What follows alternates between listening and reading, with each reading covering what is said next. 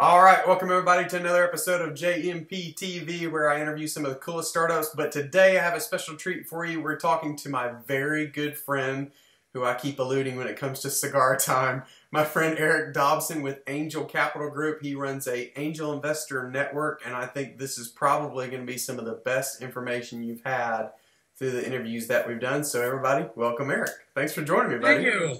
Pleasure to be here. Absolutely. Yes, overdue for a cigar. Absolutely, we are. What's your favorite brand? Let's be a little personal for a minute. What's your favorite brand that you smoke? That's a great question. Typically, I love Rocky Patel cigars. Yeah, they're good. Some of the Edges and some of the Old World Reserves. Those are some of my favorites. Yeah, they're fantastic smokes. I remember the Decade ranked really high a couple of years ago. It's such a good smoke. Such a good smoke.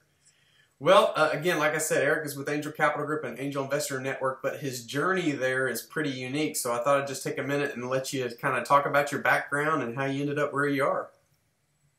Well, the short version is fuzzy-haired scientist turned entrepreneur turned angel investor. So that's the long version is I was working actually for the government down in Charleston, sitting on the old Navy base, just enjoying myself, and just kept getting frustrated by watching all the what I thought were great little commercial opportunities pass me by, and no ability to reach out and grab them. So I, without any knowledge, forethought, or planning, decided to become an entrepreneur. That went over surprisingly well. Not necessarily with a wife, but she thought she married a fuzzy-haired scientist, and suddenly I turned into an entrepreneur. So went to work in the proverbial garage on a sort of a software startup initially, and that morphed into something really big. It turned into tracking shipping containers with RFID and satellite communications and all sorts of interesting odyssey, changing the way that shipping is managed and cargo is tracked. So Angel Capital Group, where I now work, actually invested in my first company. Right. Second company. Right. And then once it was time for me to leave that company and got invited to jump over to this side of the investor side of the table, which I always wanted to do. I just didn't know I wanted to do it now. And started managing all the deal flow. So I got to use all those skills of how to fund a company, how to look for the signals that a company's ready for funding. I got to apply those the other direction and start looking at companies and evaluating them. So I did that for about a year and a half, almost 2 years. And then our founder turned the network over to me. So suddenly I'm running a national network of angel investors and fuzzy-haired scientists all the way to investors. You never know where the road's going to lead. I do want to back you up for a minute. Maybe you could share with everybody sort of, most entrepreneurs know that moment when they do decide they're going to be an entrepreneur. There was a distinct moment when you said, I'm going to go do this. Do you remember that moment yourself? Yeah, I do. And it's going to sound a little self-serving, but I was actually sitting on a boat in Lake Erie, and I was watching the nav system, the rudimentary mapping system. My background was geographic information systems and large databases, big data before it was called big data. And I was literally, we're driving along the boat on the map, and the boat hits an island on the map. But I look up, and there's no island for half a mile. And I just went, I do better than this every day of my life. I can do better than this. Yeah. And that's really that was the aha moment. I can do this and do it better than these people. And when did you get the sense that you were going to make the leap? Was there a moment when you felt you were going to make the leap to the other side of the table as an investor and running an investor network? Yeah, I mean, when I left TrackLock, I did a lot of soul searching about whether or not I wanted to continue on this path, and it's wonderful, it's exciting, but it's also incredibly stressful. The boom bust lifestyle, the whole 9 yards, and of course my wife. We had 2 children by that point, and my wife wanted a little more stability in our lives, and I understand that as well. But it was. I always wanted to jump on the investment side. I thought I'd be good at that, just because I know where the bodies are buried. I know what to look for. I know what an entrepreneur says, what he really means, and vice versa. I wanted to learn what an investor. I always heard investor says, "I don't like your valuation." It really means I don't that you have a big enough market. Nobody tells you that. Nobody tells you those translations. So it really was. I really wanted to learn that. I wanted to get the other side of it, and it's really been a lot of fun. I've enjoyed just love what I do, working with startups, looking 5 years down a market to try and figure out who's going to be the winner. Advanced materials, looking at drugs and stuff 5 years before they're going to. Incredibly promising biotech that won't be on the market for 5 years, and I love the science, I love the people, I love the process. So yeah, it's been as your friend and someone who's in the community, startup community in our town. We both live in the same town. For the viewers, it's been nice to kind of watch the evolution. I remember the early days of Track Lock, and then moving along, and so maybe you could talk briefly just about the transition into Angel Capital Group, or ACG, if I call it that, as we're going through this. Yeah, sure. And I think you joined it as maybe the COO, I guess it was, or something along those lines. Effectively, yeah, the chief financial analyst. Although I didn't have the educational background for that. That was my title. It was an interesting transition, because one of the first things I told the founder of this network when I took over the deal flow was, I'm going to be honest with startups when they come and they apply for funding. When we tell them no, we're not going to give them a pat answer. I'm going to tell them exactly what we didn't like about the deal and how they can improve it, because I really think that's important. And she said, "Oh dear God, don't do that. It'll start off a conversation you'll never finish. They'll just argue with you, over and over and over and over and over until you finally tell them to run away and screaming." But I was stunned and amazed. I started that from day one, and I had so many entrepreneurs, even when we told them no, gushing thanks. Oh my God, someone finally told me why they're not investing in my company. So I think I brought a different perspective to the investing side, especially the analysis for the companies. And I think that was valuable. I tried. Sure. We still try and do that. I've since stopped doing the deal flow management, because I really work on capital creation, recruiting members, and sort of bringing deals in the front door. But I don't really get to a lot of the diligence work anymore. So, but I've tried to keep that ethos the whole time. So transition. I think in a lot of ways, some people think I still love the entrepreneur and the startup so much that I'm a little bit generous in that respect of giving them the benefit of the doubt. But at the same time, a lot of people gave me the benefit of the doubt, and I remember that and respect it. And I'm sure people really appreciate it. So it goes a long way for the entrepreneur.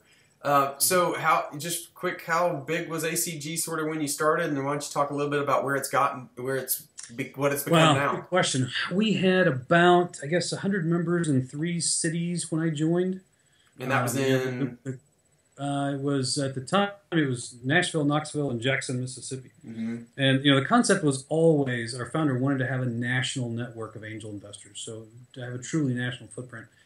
And we expanded to 3 more cities by 2014. So okay. We expanded.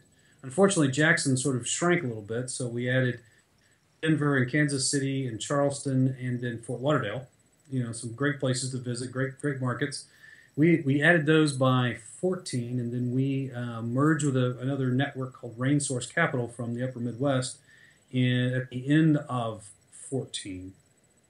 They had 25 micro venture funds they had built over the last 10 years, some of them fully invested, some of them not. And so we spent 15 really integrating the 2 networks and bringing on a lot of their members. So we're active in 10 cities right now, and we'll be bringing on I would think the lion's share, fully integrating the Rain Source funds by the end of 16. So we should be, call it 20 cities by the end of this year, which is really going to be an exciting opportunity for us. It just kind of helps you syndicate more deals, as you've talked about to me. You can kind of do bigger deal flow. So on top of that news, I guess you could talk for a second about, you guys just did your biggest investment in a company, what, two months ago? Yes. Well, what you'll see is a couple things. One, with more people, you get better, faster diligence. You got somebody that understands deeply a market and can really give us feedback just lickety split, which is really wonderful. We can tell whether or not a company is investable by the network in a matter of days, and then of course there's the work of actually processing it, which takes 1 to 2 months. But that part of it's wonderful. Just having more people, more eyes, more capital means we're doing more and bigger deals, having a bigger impact. It also means that we can bring in partners from around the country. We can basically syndicate a deal, and if we can't take the whole thing, and we typically don't, we can bring in friends that want to. It helps on second rounds. I mean, we've got I don't know if you want to dig deep into the market, but there's the Series A crunch, as they call it. There's a lot of angel money out there, but there's a gap in the market we call the Series A crunch. Right. And the ability to take these companies over that gap is really strategically where we're moving in this next iteration. And the third iteration, of course, will be working with larger venture capital funds to really make this thing work. But ultimately, it's an incredibly efficient system for analyzing, funding, and mentoring companies. That's what we've really built at the end of the day. And I think the biggest point I want people to take away is just the ability to impact these startups in the right way and kind of get them the amount of capital they need and those kinds of things. We will change the way investing is done. Yeah, and certainly starting in the Southeast, but nationally. I tend to agree, and I do think it would be a good topic. Maybe we can revisit that at another time and talk about it. Coming into January, I'll be doing a series on sort of what investors look for, and people seem to be excited about that topic. But, I don't know it near as well as you do. So maybe you could just take a couple of minutes and kind of hit the high points about what you all look for and tie that into maybe how the industry works as well. Absolutely. One of the things we've seen over the last 7-8 years is that venture capital has really moved out of our space. So the angels have had to become professionals. We've had to step up and do the diligence and all the hard work and all the financial analysis and intellectual property analysis that the venture capital firms once did. And that's because they're investing at larger dollar amounts, correct? Larger and later, yeah. They've moved, as we say, upstream. It's just simple economics. I won't go into it right now, but they're out of our space. So we now have to decide what's a fundable deal. And bear in mind that angels invest in about 65 to 70,000 companies a year. VCs invest in about 3,500 companies a year. Right. So there's a major down selection process between what we do and what they do. But we invest pretty early. We invest pre-revenue in most cases, I would say. We do want to see a management team because ultimately, as I always tell people, number one rule: investors invest in people, in markets they like and understand. Absolutely. So it's people first. It's always people first. Second of all, we really are science and tech focused. So we tend to, that's what we understand. That's what our members like. That's what gets the best funding. So we tend to like advanced materials, fundamental breakthroughs in science and technology, things like that. We're not really good at e-commerce. We're not good. We don't do food and beverage. We just don't understand those markets. We don't have that membership. So part of this is catering to what the members want, and that's ultimately any business or what your clients want. We want to see valuations somewhere between 1.5 and maybe 5.5, 6 million. We'll go outside those bounds, and clearly we have. You mentioned the graphene deal. We invested last year in General Graphene. We put together an $8.7 million round, the largest round that we've ever put together. 2 of that is coming from Angel Capital Group proper, which is still the largest deal we've ever done. And that's obviously that valuation was well above $6 million, just to take that much capital. But we want to see a beta client at the very least. We want someone to call so we can say, the company says you like this product or service and that you're willing to pay for it, and we want to hear that from you. And by the way, what's your competition doing? What's the alternative to what's the killer app for you? We want to validate that. And I think that's a key takeaway for people to get is what you just said, that the fact that you are calling these customers and saying, what is it you love about this product? Why do you use it? How do you use it? Et cetera, et cetera, et cetera. And I don't think most people realize that actually happens. Yeah. Yeah. And paying for it. It's critical for us. Yeah, yeah, Yeah, we do. Well, you pay for it at what price? right, And what's the alternative? I mean, is there a do nothing strategy that's good enough? Things right, like that. You right. have to know because a lot of we talk about value creation. We talk about client, value to the client, added value added services, things like that. But at the end of the day, if the client doesn't perceive a way to save money or make money, they really aren't creating value. Right, Pure and simple. And right. so that's got people. Once I was once a wide-eyed technology entrepreneur, and I just thought, hey, if it's a better product, people will buy it, and that's not necessarily true. That's right. Not Yeah, at all. Nothing can be further from the truth. You fight industry inertia. You fight the good enough syndrome. You always hear the good to great. Good is not a good place to be. If it's good enough, you've either got a lot of education to do, which is expensive. We call that marketing, it is. or you don't have a product. That's right. So, Yeah, we ran up. Of course, about Go Grab Lunch, the startup I did, and that's yep. what we ran into. We were first mouse, and second mouse gets the cheese, and the cost of educating the market wore us out. And then people came in behind us and were able to take advantage of that. So, if you had to summarize it, I mean, I'm putting you on the spot a little bit here. If you had to summarize it, could you name one or two top things that you look for early on in an opportunity? I think team's probably going to be one of them. Yeah, team. Obviously, team is number one. We like to see experienced teams.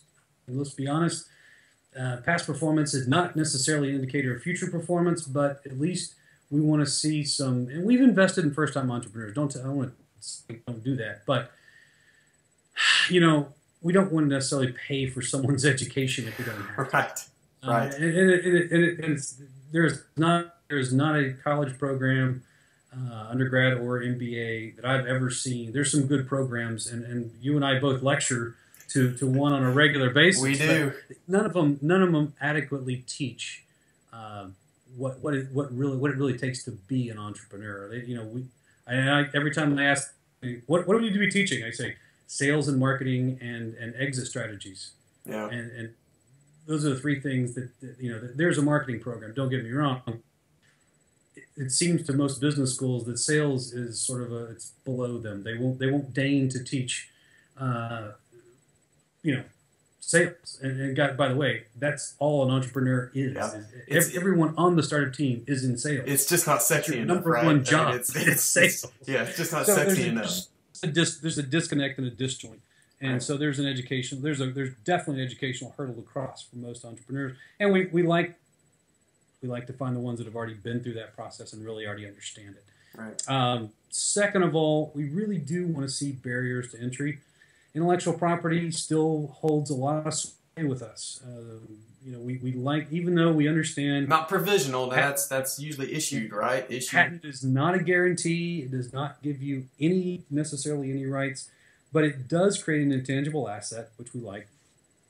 But we do still strongly favor intellectual property.